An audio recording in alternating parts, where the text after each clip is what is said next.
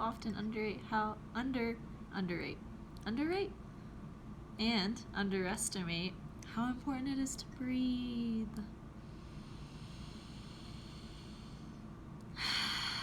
I've been taking, ever since I got back to Colorado, been spending a lot less time on social media, and it's felt really good. Getting really intentional again about my time here on this platform. And yeah, I just forgot what that felt like, to like not feel like Instagram consumes my life. It feels really nice. And it feels really grounding. And yeah, I'm just really grateful for everything. Let me know what you're grateful for in the comments. I'd love to hear. I've been working on creating content for this week on my astrology platform, astrology page. I'm not sure what to label it, but it is all of the above. All things astrology on there. There's a lot of transits happening this week. Today was Mercury went into Scorpio, which it's still in shadow after retrograde until the 20th, so about another week and a few days. What else is going on? Mars goes direct this week, which is super exciting. It's been in retrograde since the end of June. September, sorry. It's been in Aries since June. What else is happening this week? There's a new moon this weekend in Scorpio. Yeah, you can check out all the updates for these transits on my astrology page at Understanding Astrology, and give me a follow so you get these updates and know what's going on with the stars and how they're affecting you. What else do I want to add around that? Yeah, that's the point of this live, is to do a reading for all the transits that are happening this week, because there's a lot going on. And so I wanted to pop in here, provide some guidance, clarity, insight, and support, all the great things that are needed more than ever right now. Get yourself a hot cup of tea. It is like the most amazing thing. I'm so grateful. It's the little things. So yeah, I'm going to pull from 2 decks. I will start off, as always, by saying that this is a general reading. I do set the intention that if you are meant to... The message... What am I trying to say? I do set the intention that if you're watching this video, the messages for you in this reading will resonate. But still take what resonates and leave what doesn't, because again, this is a general reading. I do private readings as well, so if you're looking for insight and support and guidance around your unique situation, because we all do have unique situations going on right now, and we're all experiencing different things. So if you are seeking guidance, support, or clarity around your situation, you can book a personal reading through my website. Would love to do that for you. I do astrology readings and tarot readings. I do both. Have a few options. Also create crystal grids to activate energies in your astrological birth chart and things that you're just needing activation with, to really help you integrate into your highest alignment, into your highest version of yourself, and to become who you are meant to be here in this life, in this time on earth. So 2 cards fell out. I'm gonna keep shuffling until the last one falls out. I usually do 3 at a time. 3 is like my favorite number. 2 fell out. Okay, we'll take them.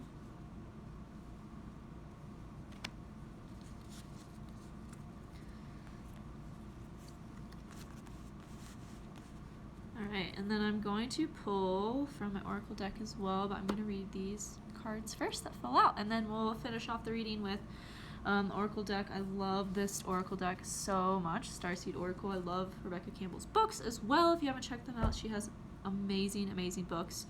One of which, Rise Sister Rise, completely changed my life.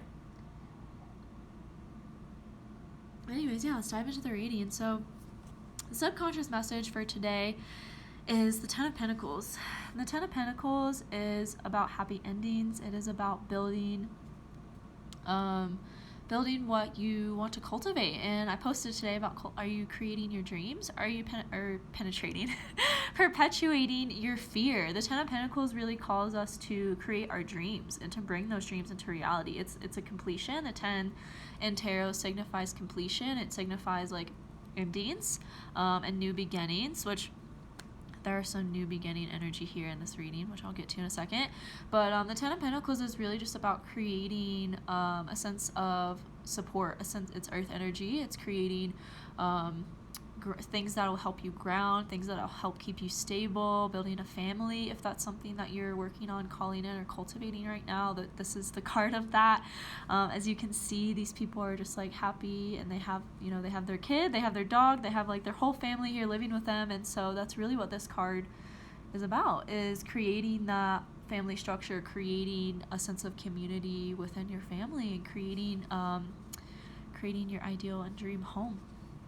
So that's the subconscious underneath all this message. Maybe you're working towards that right now, or you're trying to call that in right now. Either way, it's coming. So believe, trust, have faith, surrender to what is meant to be instead of what you think is meant to be. So the first card that fell out is the Death card. This is the card of Scorpio, which doesn't surprise me because Mercury just went into Scorpio. Excuse me. Mercury just went into Scorpio. The sun is in Scorpio right now. We have Venus transiting to Scorpio in a week.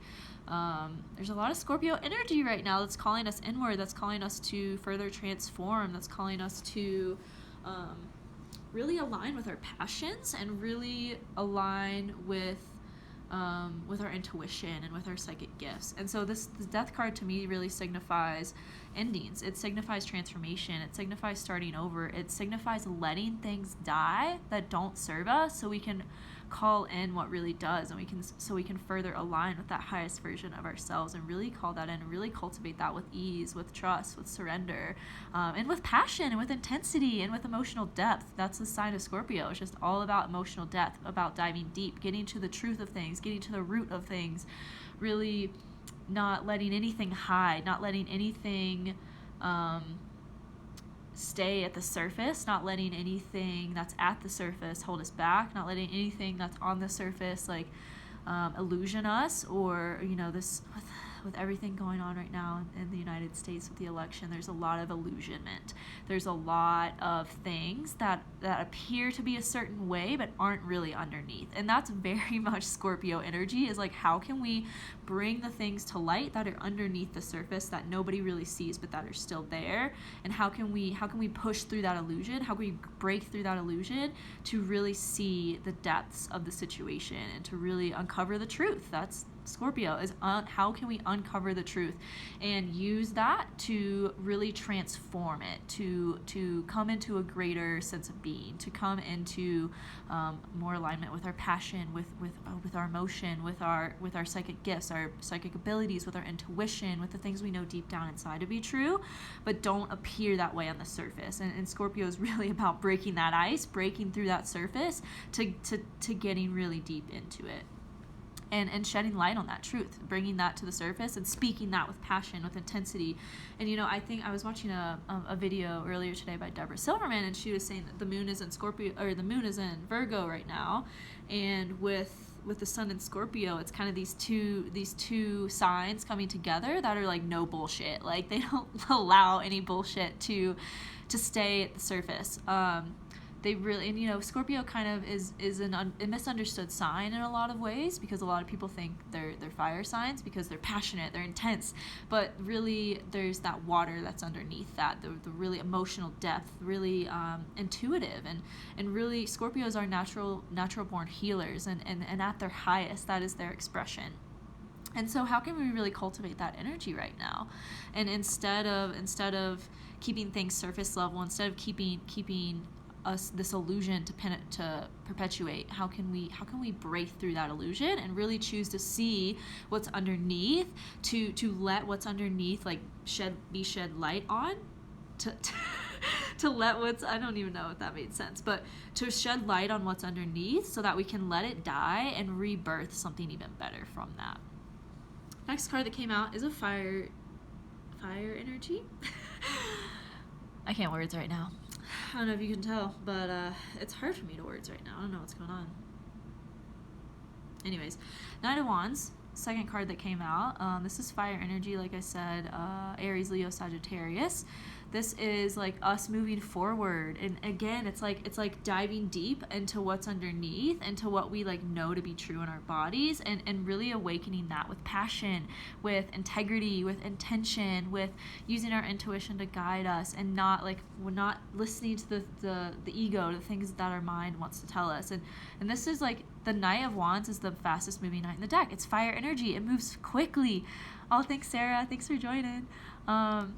It moves quickly. It moves with passion. It moves with, using its intuition and with courage and bravery and integrity and alignment. That's really fire energy, is like getting things done and not letting our fears hold us back. Like, yes, feeling the fear and acknowledging the fear and doing it anyway. That's fire energy. So that's really what we're cultivating after we come through this death. And once we allow things to die, we're really going to be moving forward with the passionate energy of fire signs.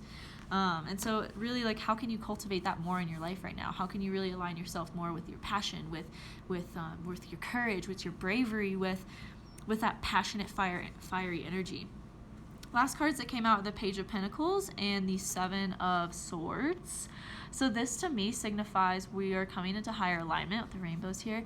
And the pages very much signify new beginnings, new energy, moving into a new path, moving into new alignment. Like, what have I been saying? Like, we're letting things die so we can move forward with a greater sense of passion and integrity and alignment. And with that is going to be a new journey with money, but we can't allow ourselves to focus on what we left behind, what we chose to let die. We can't keep that in our peripheral. We have to like really allow it to die and really allow ourselves to move on, to move forward with passion and with like, what's the word I'm looking for? Like, with like inspired and not inspired, increased motivation. And this is what's going to happen this week when Mars goes direct, is we're going to feel all of a sudden like motivated and inspired to really act on the things that we've kind of been feeling stuck in. And I believe Mars goes direct on the 13th. Don't quote me there, I could be wrong, but it is definitely later this week is when Mars goes direct in Aries. And then it'll be moving into Taurus, and we'll really be kind of like, again, like starting a new relationship with money, really simplifying our lives. But this week, the end of this week, we're going to feel like this intense like motivation to really align ourselves with our passions and to really like take that to the next level and move forward with those things and the ways, these last, since Mars has been retrograde since September, what is that? I'm just going backwards. September, October, November, the last 3 months, we've felt kind of stuck in a certain area of our life, and we've kind of been reevaluating, it depends on what house this falls for you in your birth chart, but we've really been evaluating, like overall collectively, we've really been reevaluating the things that, when it comes to our drive, when it comes to our energy, how we're expressing ourselves, our passions, we're really like kind of re-examining those and taking a look at those. And now this weekend, when Mars goes direct and comes out of retrograde, we're really going to feel like a motivation to act on those things and to move forward with integrity and with passion. And we're going to come into a greater sense of alignment. And for a lot of you, this means a new relationship with money. That means more money coming in, new ways of money coming in, really embracing maybe like some side hustles or just some other ways of like expressing yourself and your passions that you couldn't have really foreseen coming in. But again, don't focus on what you have left behind, and don't feel like you're betraying yourself or betraying anyone because of this new energy. You are aligning with what's for your best, your highest and best, and by doing that, you're inspiring others to do the same. There's no betrayal, there's no hard feelings. Is that the word I'm looking for? And if people don't choose to see that, or they choose to take things personally that you've done, it's not about you. It never is. It's just that person's growth and what they need in order to learn, and what they need in order to move forward in their own lives and to realign with their highest and best, and trust that as you do that, you will inspire others to do the same, whether you see that on the surface or not. So that's the message for today. Oh, I wanted to pull an oracle deck from my oracle deck as well. I can already feel this like fire energy. I'm feeling really, really inspired already, and really passionate to just like move forward I genuinely can't get over how accurate this is. That's amazing. I'm so glad, Sarah. Yay. That makes me happy. Yeah, let's see what the Oracle has to say. This card wants to come out. Ooh. This reminds me of a quote. The card that just fell out reminds me of a quote. Yeah, that's the only one I want to pull. So on the bottom of the deck, the subconscious message is Empathic Starseed. I actually haven't gotten this card before, but it's really beautiful. It says, energetic sovereignty. Claim your sovereignty and your power. I had a video about this last week. Absorbing what's not yours. So maybe you have been struggling to create energetic boundaries and cut kind of energetic cords. So if you have been, just come back to the practice of cutting energetic cords, because we do form energetic cords with people even if we don't realize it, even if we're not consciously aware of it. We do form energetic cords with everyone we come into contact with. So I've really made it a practice of like cutting cords. Like even when I go to the grocery store, just being like, I cut the energetic cords. I just like imagine all the people, like the whole grocery store really in like a bubble, and I'm on the other side and there's like this energetic cord in between us, and I just like imagine there's a couple ways you can do this, but this is the way I've kind of taken on recently, is imagining like my hands as swords and being like, I cut these cords with I cut these cords with unconditional love, with compassion, with kindness, and with forgiveness. And then I just kind of envision the cord being cut and each of our energies like going back to each other. And you can do this for people, you can do this for beliefs, you can do this for groups of people if you go out somewhere and you're around a lot of people. And it's just really helpful to call back your energy and call back your power and cut those cords. And so if you find yourself being really empathic and energetically drained by people, this is a really good practice to cultivate. The card that fell out is Cracked Open, which I was saying, I got off on a tangent there, but I was saying this reminds me of a quote because it says, rock bottom, surrender to the alchemy of life. Now I might be butchering this quote, but it's something like, there's no better place than rock bottom because the only place left to go is up. And I just think that's so beautiful and such a like positive spin on what we tend to think of or perceive as rock bottom as being really difficult and hard. And yes, it is, but that place happens so that we can really learn how to cultivate a greater sense of what we want. And we really, I experienced this last week in LA. I was like walking around LA and was like, fuck, I don't want to be here. And I was talking about it with my friend, and she was like, yeah, you saw what you didn't want so that you could really like call in and really like come to terms and be comfortable with and have belief in what you do want. And I was like, wow, that's such a beautiful way to look at it. Like we really do, and Abraham Hicks says this all the time, like we really do, what we don't want is presented to us so we can see what we really do want. And that's, to me, like the energy of rock bottom. It's like we're at rock bottom and we know this place isn't serving us. We know we don't want to stay here. So we ask ourselves those really deep questions that we wouldn't ask ourselves if we were just flatlined and comfortable, of like, what do I really want to cultivate? What am I really passionate about? And how can I really pursue that? How can I really like just do more of that, even in small ways? And that will build up over time to create this new path and this new alignment within yourself and within your external environment. So yeah, hope that resonated. I feel like that's all that wanted to come through today. I'm sending you all lots of love, and yeah, excited to hear how this resonates with you in the comments. Until next time, stay thriving.